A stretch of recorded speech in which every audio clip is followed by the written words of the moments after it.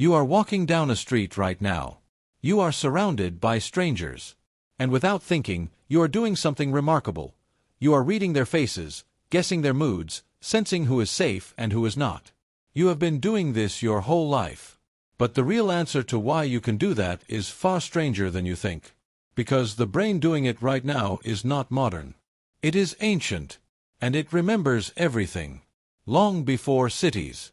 Long before language. Long before fire was something you could make on purpose, there were humans walking the earth. Not quite like you, but almost. And understanding who they were might be the only way to truly understand who you are. The story does not start with Homo sapiens. It starts much earlier. Around 2.8 million years ago, a creature named Homo habilis appeared in East Africa. The name means handy man. And for a reason. Homo habilis was the first of your ancestors to pick up a stone and deliberately shape it into a tool. Not by accident. On purpose. That one act, that moment of intention, separated your lineage from everything else on the planet. Researcher Kathy Schick, a paleoanthropologist at Indiana University, has spent decades studying the stone tools left behind by Homo habilis. What she found is stunning. These were not random rocks. They were engineered.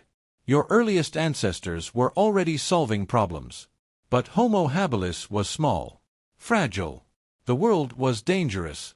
And so, over hundreds of thousands of years, something changed. Around 1.9 million years ago, a new species emerged. Homo erectus. Upright human. And this one was different in ways that still live inside your body today.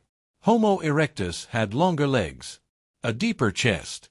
A body built for long-distance running, not sprinting like a cheetah, but endurance running that could outlast almost any prey animal on Earth. Anthropologist Daniel Lieberman at Harvard has called this persistence hunting, the act of chasing an animal across the savanna for hours until it collapses from heat exhaustion. Your body still carries the evidence.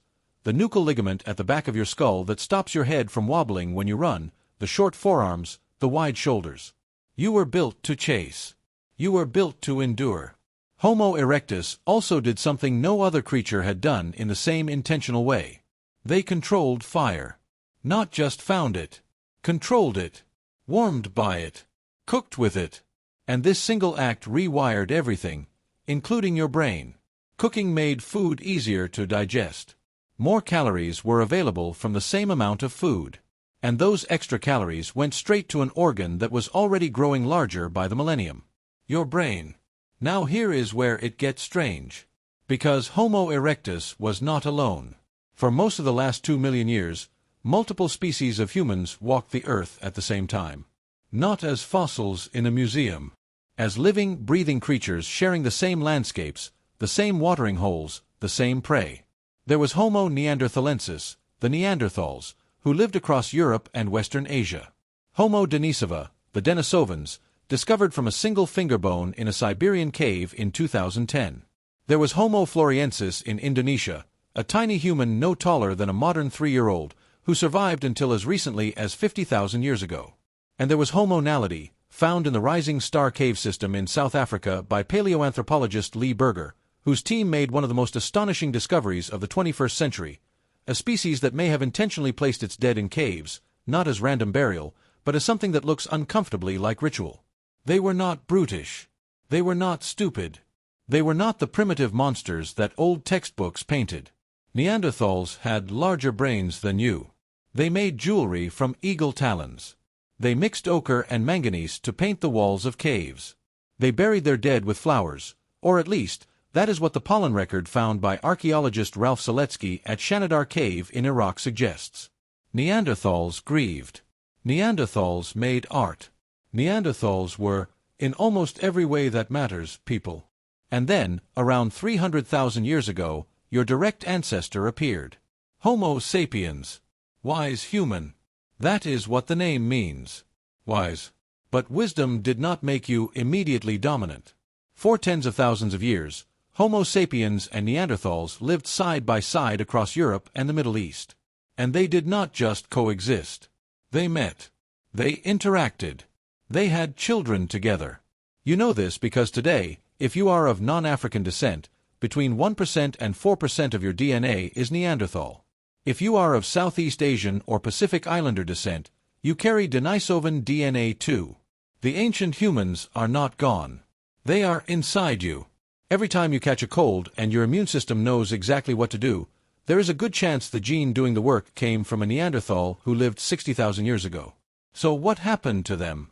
Why are you the last human species standing?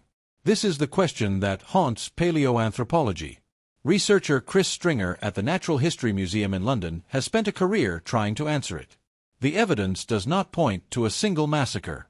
It points to something slower and more complex: demographic pressure, competition for resources, fragmentation of populations, and perhaps most significantly, a cognitive difference that is still not fully understood.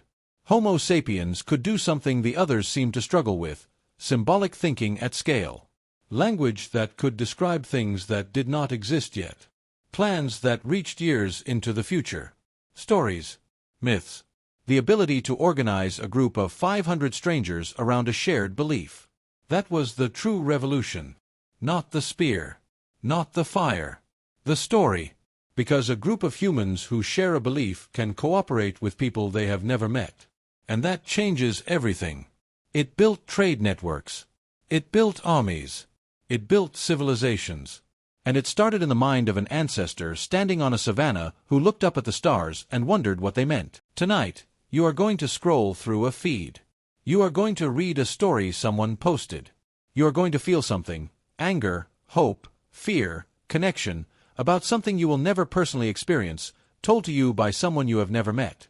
You will feel it because your brain was shaped, over millions of years, to do exactly that. To receive stories. To believe in things beyond what your eyes can see. To be moved by the invisible. The ancient humans are not a chapter in your past. They are the reason you exist at all. And every thought you think, every face you read, every fire you gather around, you are still them. Still walking. Still wondering. Still trying to make sense of a world that never promised to make sense at all. That's it for this video. Thanks for watching until the end. Don't forget to subscribe, leave a like, and drop a comment below. We'll see you soon for the next deep dive, so stay tuned.